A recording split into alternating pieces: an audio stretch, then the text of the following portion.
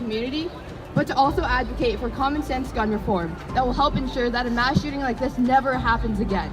Enough is enough. And as students, we demand tangible action to ensure our safety in school. Although some of us may not be of voting age, we have a voice in our community and our nation. This is the chance for our generation to speak up.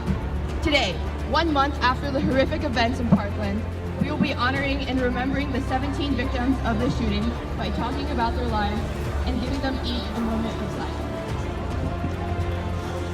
18 was a student excited for the future, planning to attend Lynn University in the coming fall.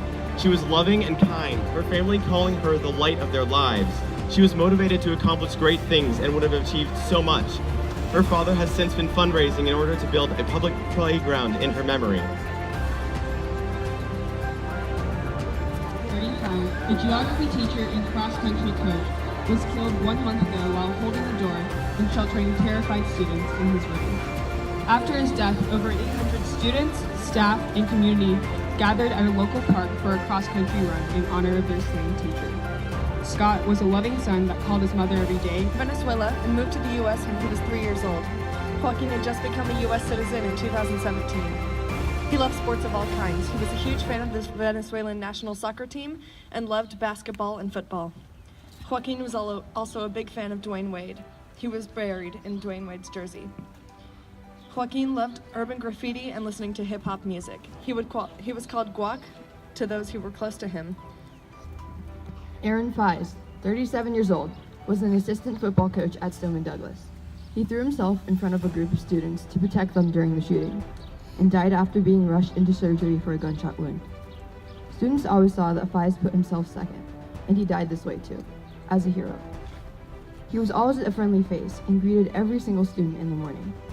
The Parkland community remembers him as a kind neighbor and uplifting coach, and his honorable and truly selfless actions will not be forgotten. A moment of silence for Aaron Price. Peter Wong, 15 years old, was a student at Stoneman Douglas. He was a member of the Junior Reserve Officer Training Corps program at the high school. On the day of the shooting, Peter was in his ROTC uniform and did not run, but held open a door to help others escape. He was shot while doing so. A member of our Camas community is close friends with Elena's family. This is a letter to our community from her parents. Our sweet daughter, Elena Petty, lived her life loving others and always sought to make new friends. She exemplified kindness by serving others through LDS Helping Hands and through other church service in our community. She was spiritually mature beyond her years and will be remembered by family and friends by her charitable and loving heart. She was only 14 when she left mortality. It was simply too soon. We ask that you honor her memory by taking a moment each day to say hello to someone you don't know, by doing something kind for someone who you think may least deserve it, and to lift those around you with kind words. Thank you, Ryan and Kelly Petty.